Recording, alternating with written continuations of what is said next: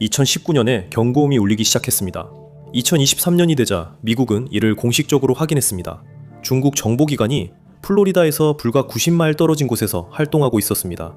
이건 새로운 뉴스가 아니었습니다. 사실 이는 모두가 알고 있었고, 이 일은 미국의 핵심 에너지 회랑 옆에서 일어났습니다. 중국은 멕시코만 연안을 필요로 합니다. 섬들로 둘러싸여 있는 중국은 에너지의 80%가 자신들이 통제하지 못하는 병목 지점을 통과해야 합니다. 걸프에서 유럽으로 가스가 흐르는 동안 중국은 취약하고 무력한 채 지켜볼 수밖에 없지만, 그렇다고 아무 행동도 하지 않는 것은 아닙니다. 모든 움직임이 미국이 예상치 못한 도전을 걸프 해안에 더 가깝게 가져오고 있습니다. 그리고 점점 더 두드러지는 곳이 바로 쿠바입니다. 오늘날 걸프 해안은 미국 경제의 거의 20%를 차지하고 있으며 미국 전체 수출의 약 30%를 처리하고 있습니다. 이곳에는 휴스턴, 템파, 코퍼스 크리스티, 뉴올리언스 등 미국에서 가장 중요한 항구들이 있습니다. 이 항구들은 단순히 바쁜 곳이 아닙니다. 이 항구들은 미국 내에서 가장 빠르게 성장하고 있습니다. 휴스턴과 코퍼스 크리스티는 미국 원유 수출의 91%를 담당하며 이 수치는 우연이 아닙니다. 멕시코난 연안은 에너지의 황금 광산입니다. 이 지도를 한번 보세요. 미국 정유 능력의 절반 이상이 걸프 지역에 집중되어 있습니다. 미국의 LNG 수출 터미널 거의 전부가 멕시코난 연안에 위치해 있습니다. 이곳은 단순한 지역이 아니라 살아 숨쉬는 하나의 시스템입니다. 아이러니하게도 멕시코만 연안이 성장한 이유는 석유 수입에 적합한 곳이었기 때문입니다. 하지만 셰일 혁명이 일어나자 기존의 모든 인프라가 이곳을 미국의 주요 수출 허브로 바꿔놓았습니다. 미국은 이제 세계 최대의 천연가스 수출국이며 2019년부터 전체적으로 에너지 순수출국이 되었습니다. 멕시코만 연안은 미국의 국가안보 전략의 중심이며 이를 따라올 수 없는 중국에 대한 잠재적인 지렛대 역할을 합니다. 하지만 이것은 에너지에 관한 것만은 아닙니다. 멕시코만 연안은 미국 해상무역의 중심지입니다. 그렇다면 만약 멕시코만 연안이 예를 들어 30일 동안 마비된다면 어떻게 될까요? 굳이 상상하지 않아도 허리케인만 봐도 그 영향이 분명합니다. 카트리나가 뉴올리언스를 강타했을 때 미국 석유 생산의 19%가 중단됐고 천연가스 공급의 24%가 위협받았습니다. 국내 GDP의 0.86%가 줄어들었습니다. 2017년에는 허리케인 하비가 휴스턴을 강타했습니다. 텍사스와 루이지애나에서 단 일주일간 생산이 중단된 것만으로도 미국 경제의 0.06%가 손실되었습니다. 오늘날 30일간의 혼란은 치명적일 것입니다. 하지만 멕시코만 연안의 중요성은 단순한 재무제표를 넘어섭니다. 그것은 하드 파워의 문제이기도 합니다. 미군은 그 항구들과 에너지가 필요합니다.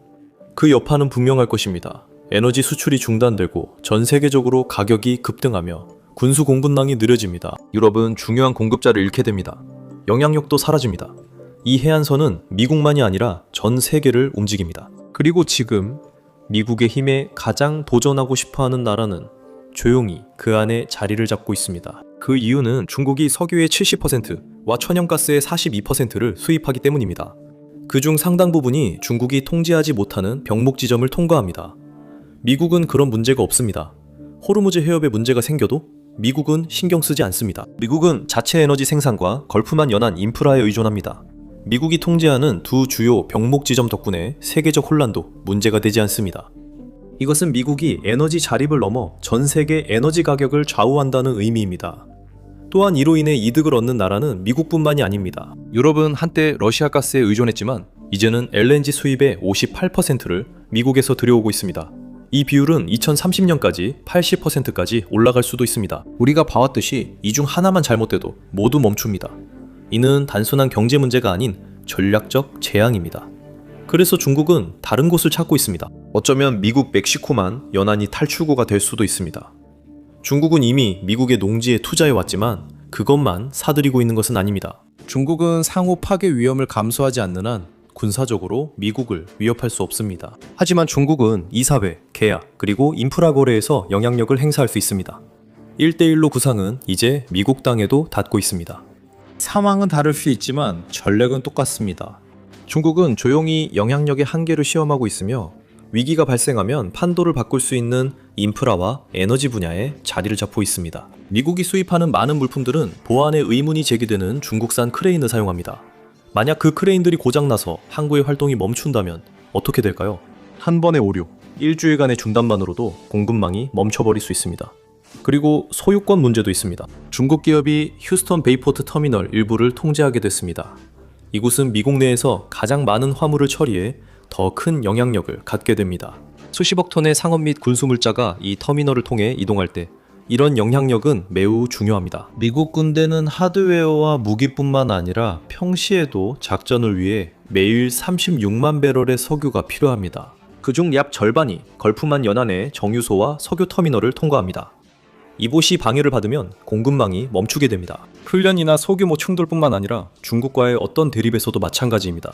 걸프만 연안은 단순한 인프라가 아닙니다. 미국 전력 투사의 핵심입니다. 그리고 의회는 이에 대해 경고음을 울렸습니다. 항구들은 취약합니다. 국가 간 전쟁에 필요한 해상 수송 능력이 충분하지 않습니다. 그리고 에너지 인프라도 취약할 수 있습니다. 그리고 미국에 더 나쁜 소식이 있습니다.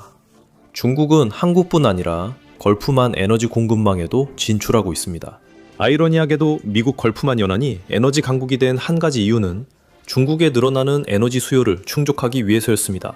2017년까지 중국은 세계 최대의 석유 및 천연가스 수입국이 되었습니다. 바로 그 해에 수많은 중국 에너지 기업들이 이 지역의 미국 생산업체들과 20년에서 25년짜리 장기 계약을 체결했습니다. 중국은 2025년 봄 관세 문제로 미국산 LNG 수입을 줄였을지 모르지만 계약은 여전히 유효합니다. 가스는 여전히 흘러가고 있습니다. 그저 이익을 위해 유럽으로 우회되어 판매되고 있을 뿐입니다. 카타르와 달리 미국은 중국 기업들이 원하는 곳 어디든 판매할 수 있도록 허용합니다. 중국은 한 발의 청성도 없이 세계 에너지 가격을 조작하고 유럽에서 미국의 전략을 방해할 수 있습니다. 하지만 중국은 항만의 소수 지분에만 머무르지 않습니다. 그들은 실제로 채굴 과정을 통제하기를 원합니다.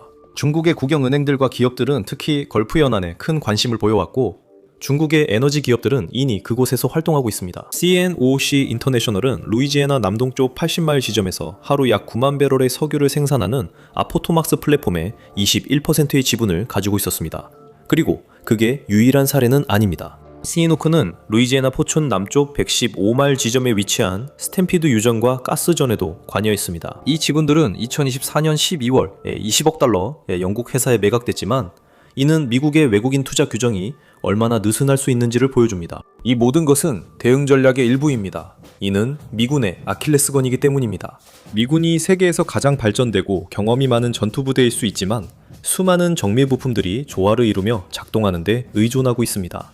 만약 그렇지 않으면 긴 보급망이 끊기게 됩니다.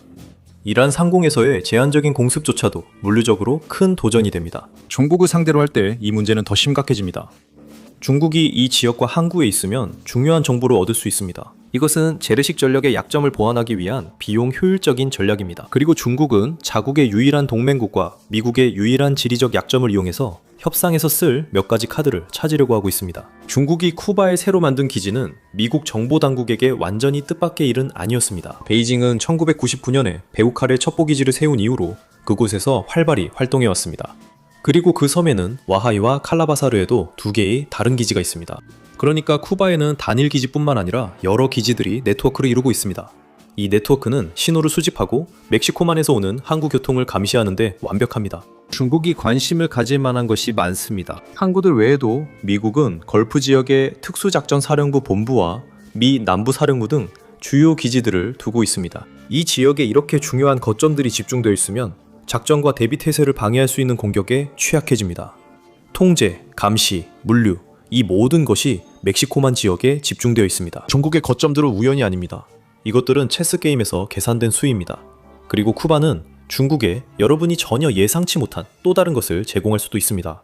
역초크 포인트입니다. 플로리다 해협과 유카탄 해협은 호르무즈나 말라카 해협은 아니지만 전략적으로 드문 곳입니다. 미국 걸프 연안에서 출발한 선박들은 공해로 나가려면 이 해협 중 하나를 반드시 통과해야 합니다. 그래서 쿠바의 스파이 기지는 군사나 산업 신호 감시 외에도 유용합니다. 이 기지들은 걸프 연안에서 출발하는 에너지 수송과 군사 이동을 감시하는 데 유용합니다. 이것만으로 미국 상업 활동을 차단할 수 있을까요? 글쎄요, 아니지만 방해할 수는 있습니다. 공급망이 길어지고 물류가 더 빡빡해집니다. 미군의 보급망은 점점 더 길어지는 반면 중국의 병목지점 봉쇄는 계속 효과적으로 유지됩니다. 이것이 바로 걸프만 해안이 그토록 중요한 쟁탈 대상인 이유입니다. 이곳에서 작은 혼란만 일어나도 미국에게는 전략적인 악몽으로 번질 수 있습니다. 중국이 대만을 노리며 기대하는 악몽입니다. 그렇다면 연방정부는 무엇을 하고 있을까요? 충분하지 않으며 의회는 교착 상태입니다.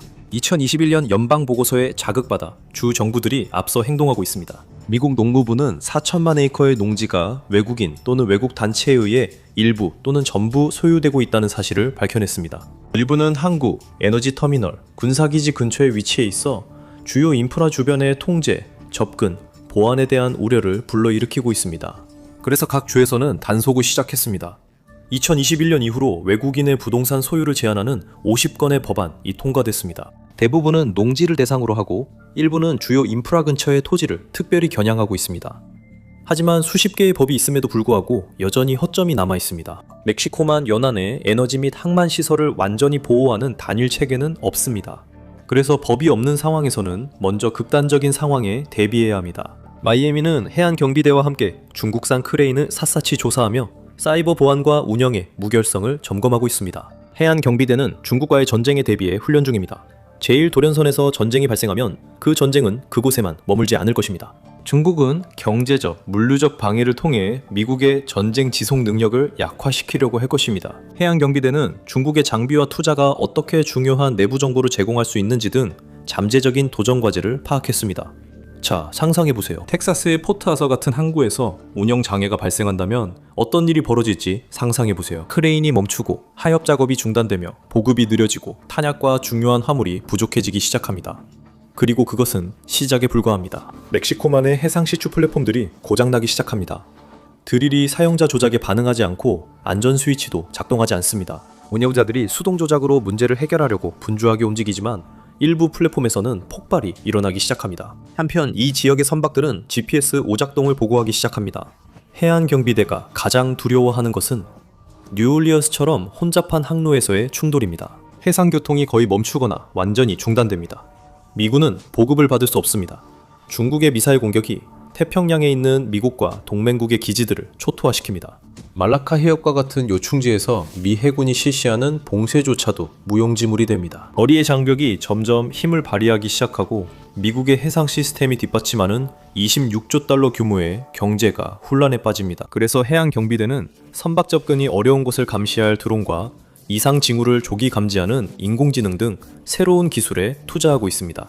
미시시피 강에서 단 한 척의 선박이 이상 행동을 보여도 해상에서 더 큰 문제가 발생했음을 알릴 수 있습니다. 조기 탐지가 재난과 통제 사이의 차이를 만듭니다. 이를 실현하기 위해 해안경비대는 미국 사이버 사령부와 인프라 보안국과의 협력을 강화하여 항만, 터미널, 파이프라인을 보호하고 있습니다. 하지만 미국 혼자서는 이 일을 해낼 수 없습니다. 미 해군 연구소는 미국의 해안 인프라를 보호하려면 현재 국가가 보유한 것보다 더 많은 제조 역량이 필요하다는 엄중한 경고를 내렸습니다. 해양경비대는 기존 함대에 노후된 경비함조차 교체하려면 아직 10년 이상이 더 걸립니다. 동맹국들은 필수적입니다. 그들에게도 잃을 것이 많습니다. 유럽은 러시아 공급이 중단된 이후 미국산 LNG에 의존하고 있습니다. 한편 일본은 현재 약 90%의 LNG를 미국에서 수입하고 있습니다. 동맹국들의 번영은 걸프만 해안의 물류가 원활하게 움직이는 데 달려 있습니다. 그래서 공격이 최선의 방어일 수 있습니다. 2026년에는 놀라운 일이 벌어졌습니다. 미군이 베네수엘라 대통령 니콜라스 마두로를 생포한 것입니다. 하지만 이번 작전의 진짜 패배자는 아마도 쿠바일 것입니다. 베네수엘라는 쿠바에 가장 신뢰할 수 있는 에너지 공급원이었으며 2025년 기준으로 하루 26,000배럴 이상의 석유를 공급해 쿠바 전체 공급 부족분의 50%를 차지했습니다. 2026년 2월 미국이 그 석유 수송을 차단했을 때 쿠바는 수십 년 만에 최악의 연료 부족 사태를 겪게 되었습니다. 버스 정류장은 비었고 사무실 근무 시간도 줄었으며 가족들은 요리를 위해 나무와 석탄 난로를 썼습니다. 정전은 계속됐습니다. 미국에게 이것은 엄청난 협상 카드가 됩니다. 쿠바 정부도 이제 백악관과 협상 중임을 인정하고 있습니다. 이 섬나라는 자신의 입장을 바꿀 필요가 있습니다. 그리고 쿠바가 다시 전기를 원한다면 중국 기지가 조건 중 하나가 될 것입니다. 하지만 그 기지들이 철수된다고 해도 미국 걸프 연안은 여전히 문제로 남아 있습니다. 이 지역은 작고 전략적이며 외국인 투자 규정하에 많은 자산이 집중되어 있습니다. 사실상 미국 걸프 연안은 언제 터질지 모르는 시한폭탄입니다. 중국은 대만을 차지할 기회가 사라지고 있음을 느끼고 있습니다. 미국 걸프 연안이 미국의 생명줄로 남을지 아킬레스건이 될지 궁금합니다. 오늘 저와 함께 해주셔서 감사합니다. 영상을 재미있게 보셨길 바랍니다. 이런 영상을 더 보고 싶으시다면 구독과 알림 설정을 부탁드립니다. 정말 큰 힘이 됩니다. 감사드리며 다음에 맵팩에서 뵙겠습니다.